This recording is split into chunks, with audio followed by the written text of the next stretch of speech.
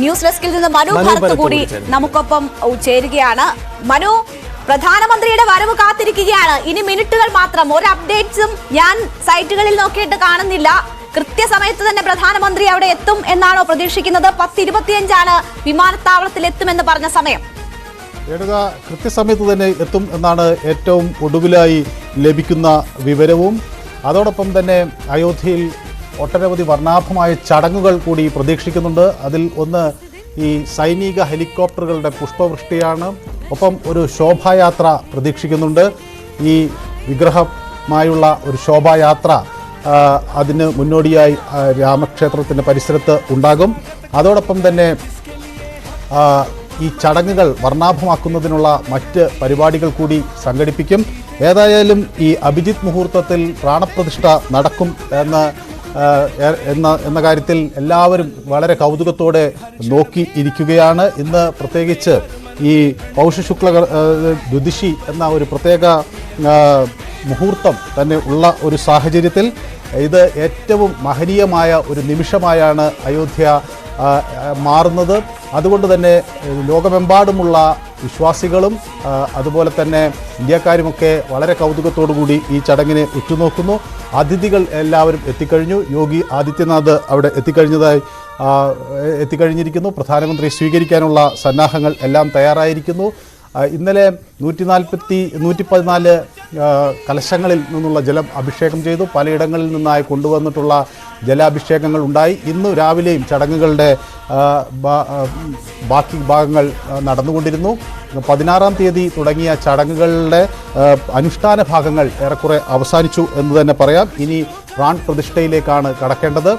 ഏറ്റവും നിർണായകമായ ആ നിമിഷത്തിന്, പ്രത്യേകിച്ച് ഈ വിഗ്രഹത്തിന് ജീവൻ നൽകുക, മിഴി തുറക്കുക, അങ്ങനെ വിഗ്രഹം ഒരു ശിലയിൽ നിന്ന് അത് ദൈവികമായ പവിത്രത ഉൾക്കൊള്ളുന്ന ഒരു സാഹചര്യമാണ് ഇനി വരാനിരിക്കുന്നത്. അത് കാശിയിൽ ഉള്ള ഗണേശ്വർ ശാസ്ത്രി ദ്രാവിഡിൻ്റെ മേൽനോട്ടത്തിൽ പണ്ഡിറ്റ് ലക്ഷ്മികാന്ത് ദീക്ഷിതാണ് ഇതിന് നേതൃത്വം നൽകുക. പ്രധാനമന്ത്രിയാണ് മുഖ്യ യജമാനൻ. തീർച്ചയായും മനു നമ്മളുടെ ഇലക്ഷൻ അനലിസ്റ്റ് കൂടിയാണ്. അങ്ങനെ ഒരു വിശേഷണം കൂടി ഉള്ള വ്യക്തിയാണ് മനു. നമുക്കറിയാം, അയോധ്യ നമ്മളുടെ രാഷ്ട്രമണ്ഡലത്തിൽ നിറഞ്ഞ ഒരു പേരാണ്. പലതരത്തിൽ രാഷ്ട്രീയ മണ്ഡലത്തെ മാറ്റിമറിച്ചതാണ്. പതിറ്റാണ്ടുകളോളം 1980 ശേഷം ഇങ്ങോട്ട് ഈ ചടങ്ങിൽ കോൺഗ്രസ് വിട്ടുനിൽക്കുകയാണ്. മറ്റതിഥികളൊക്കെ എത്തിയിട്ടുണ്ട്. അതിന്റെ ദൃശ്യങ്ങളൊക്കെ നമ്മൾക്ക് ലഭ്യമാകുന്നുണ്ട്. രാഷ്ട്രീയ പ്രതികരണങ്ങൾ എന്തെങ്കിലും ഇതിനോടകം വരുന്നുണ്ടോ? ന്യായ് യാത്രയിൽ രാഹുൽ ഇന്നുമുണ്ട്. എന്തെങ്കിലും പ്രതികരണങ്ങൾ വരുന്നുണ്ടോ? അങ്ങനെ എന്തെങ്കിലും രാഷ്ട്രീയപരമായി കൂടി പ്രാധാന്യമുള്ള പ്രതികരണങ്ങളോ ദൃശ്യങ്ങളോ എന്തെങ്കിലും ലഭ്യമായിട്ടുണ്ടോ?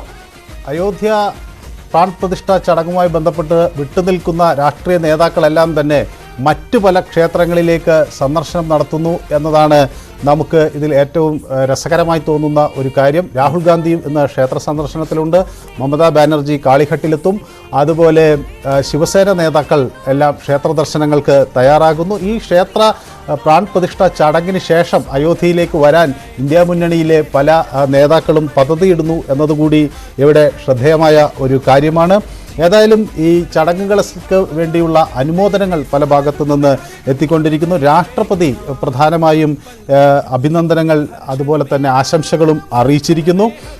അതുപോലെ വിവിധ മേഖലകളിൽ നിന്നുള്ള ചിരഞ്ജീവി, അമിതാഭ് ബച്ചൻ തുടങ്ങിയ നിരവധി പ്രമുഖർ ഇവിടേക്ക് എത്തിച്ചേർന്നിട്ടുണ്ട്. അതുകൊണ്ട് തന്നെ അവരുടെ എല്ലാം ഒരു ആശംസകളും സന്തോഷം നിറഞ്ഞ നിമിഷങ്ങളിലേക്കുമാണ് അയോധ്യ കടക്കുന്നത്. ഒപ്പം തന്നെ ഈ കേരളത്തിൽ നിന്നുള്ള PT ഉഷ ഉൾപ്പെടെയുള്ള പ്രമുഖരായ 20 പേർ, ഒപ്പം 22 സന്യാസിമാർ, ഇവരെല്ലാം അവിടെ എത്തിച്ചേരുന്നുണ്ട്. അതുകൊണ്ട് തന്നെ കേരളത്തെ സംബന്ധിച്ചിടത്തോളം മലയാളി സാന്നിധ്യവും നമുക്ക് അവിടെ ഉറപ്പാക്കാൻ കഴിയുന്നു എന്നത് ഒരു ഏറ്റവും മഹനീയമായ ഈ ഒരു സന്ദർഭത്തിൽ ഉറപ്പാക്കാൻ കഴിയുന്നു എന്നത് ഒരു സന്തോഷകരമായ ഒരു അവസ്ഥ കൂടിയാണ്. രാഹുൽ ഗാന്ധിയെ സംബന്ധിച്ചിടത്തോളം രാഹുൽ ആസാമിൽ അദ്ദേഹത്തിൻ്റെ യാത്രയ്ക്ക് പല തരത്തിലുള്ള തടസ്സങ്ങൾ നേരിടുന്നുവെന്ന പരാതിയൊക്കെ ഉയരുന്ന ഒരു ഘട്ടം കൂടിയാണ്. അവിടെ ഇതിനെതിരെ തടസ്സങ്ങളൊക്കെ ഉണ്ടായി. ആളുകൾ പ്രതിഷേധവുമായി എത്തുന്നു. തുടർന്ന് രാഹുൽ പുറത്തിറങ്ങുന്നു. അങ്ങനെയൊക്കെയുള്ള സംഭവങ്ങൾ അവിടെ ഉണ്ട്. ഒപ്പം തന്നെ രാഹുൽ ഗാന്ധി ശ്രീ ശങ്കർദേവ് സത്ര ക്ഷേത്രത്തിൽ ആസാമിലെ ഹൈബുറംഗോൺ പ്രദേശത്ത് അദ്ദേഹം എത്തിച്ചേർന്നു. പക്ഷേ അവിടെയും രാഹുൽ ഗാന്ധിയെ തടയുന്ന ഒരു സാഹചര്യമാണ് അവിടെ ഉണ്ടായത്. ഈ രാഹുൽ ഗാന്ധി കഴിഞ്ഞ ദിവസം യാത്ര ചെയ്യുന്ന സമയത്ത് അദ്ദേഹത്തിൻ്റെ വാഹനത്തിന് നേരെ പ്രതിഷേധവുമായി ആളുകൾ വരുന്നൊരു സാഹചര്യം നമ്മൾ കണ്ടിരുന്നു. അങ്ങനെ ശ്രീ ശങ്കർ ദേവ് രാഷ്ട്രീയമായി കൂടി ഏറെ പ്രാധാന്യമുള്ള ഒന്ന് തന്നെയാണ്. അത് നമുക്ക് പൂർണ്ണമായും മാറ്റി നിർത്താൻ സാധിക്കില്ല. ഇനി ഏതാനും മിനിറ്റുകൾ മാത്രമാണ് നരേന്ദ്രമോദി അവിടേക്ക് എത്താൻ ശേഷിക്കുന്നത്. കാരണം ഇങ്ങനെ ഒരു ഹൈന്ദവ വിശ്വാസികളുടെ, പ്രത്യേകിച്ച് ഉത്തരേന്ത്യയിലെ ഹിന്ദു ഹൃദയ ഭൂമിയിലെ നിരവധി വിശ്വാസികൾക്ക് ഈ ഒരു സ്വപ്നം യാഥാർത്ഥ്യമാക്കി കൊടുക്കുന്നതിൽ പ്രധാനമന്ത്രിക്കും വലിയ പങ്കുണ്ട് എന്ന് തന്നെയാണ് അവർ വിശ്വസിക്കുന്നത്.